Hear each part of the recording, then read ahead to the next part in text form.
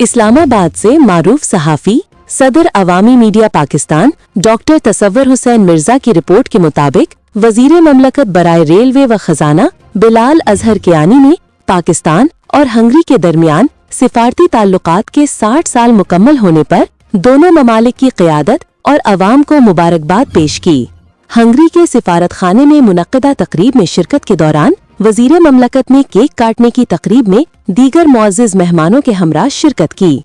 अपने खिताब में उन्होंने कहा कि पाकिस्तान और हंगरी के दरमियान रेलवे, तिजारत, तालीम, तवानाई, इंफ्रास्ट्रक्चर और सकाफत के शोबों में ताउन के वसी मौक़े मौजूद हैं।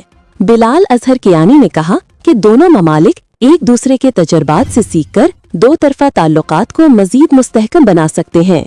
उन्होंने हंगरी के स्टिपेंडियम हंगेरिकम स्कॉलरशिप प्रोग्राम को सराहते हुए कहा कि ये प्रोग्राम नौजवान नस्ल के लिए इल्म व तहकीक के नए दरवाजे खोल रहा है। वजीर ममलकत ने इस अज़्म का इजहार किया कि पाकिस्तान और हंगरी अमन, तरक्की और इक्तिसादी इस्तेहकाम के मुश्तरका अहदाफ के हुसूल के लिए मिलकर काम करते रहेंगे।